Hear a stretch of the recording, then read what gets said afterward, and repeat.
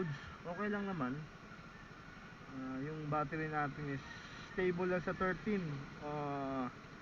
Good na good siya, ibig sabihin guys, no? So yan, goods na goods talaga.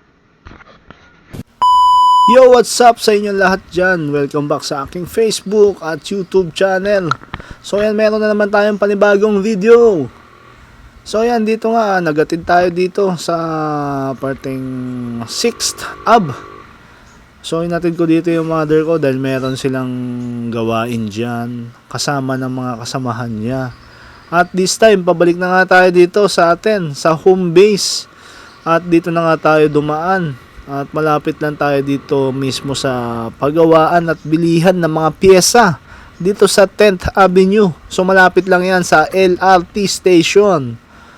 So yan, para sa mga magpapagawa ng mga motor nila dyan, punta lang kayo dito.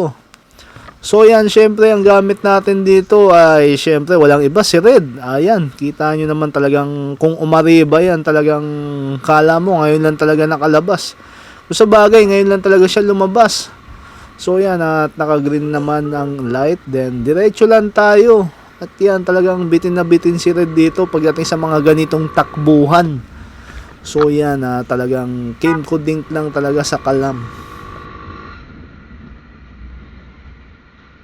Nakakariba to si Red.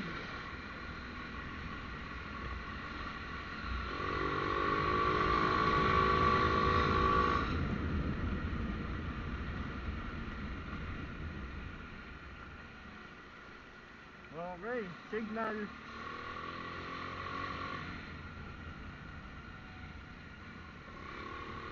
Taas kamay para sa signal. Yun. So, ang lupit. Ang galing naman ang paggagawa ng ano natin. So, alam nyo ba ako na nag-ayos ng wiring dito?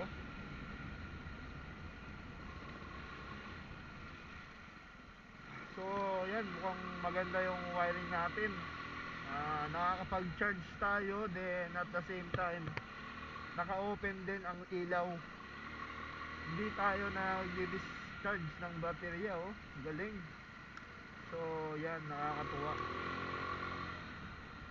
So, talagang may ilaw yung ano natin, no?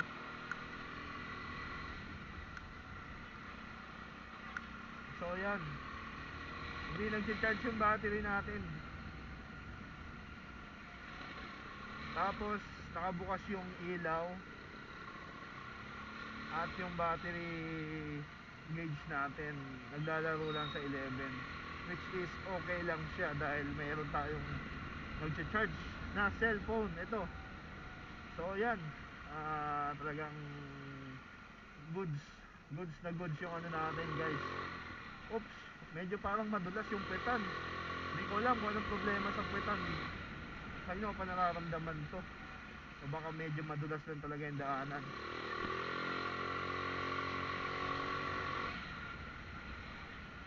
Yan, mamaya na tayo mamimili ng ulam. Pupunta tayo sa Blumentritt mamaya. Pwede na rin pala ngayon. Gisingin lang natin yung isa. Magyaya lang tayo ng mga kasama natin. So yan, puntahan na rin natin kagad yung kasama natin this time. Ay, si Kagawad. Yun. Let's go, Red. Tara na. Punta tayo dito ngayon. Sunduin lang natin yung isa. Then, syempre, mamimili na tayo ngayon ng ulam. So yan, hanggang dito lang muna uli ang video natin. Peace out!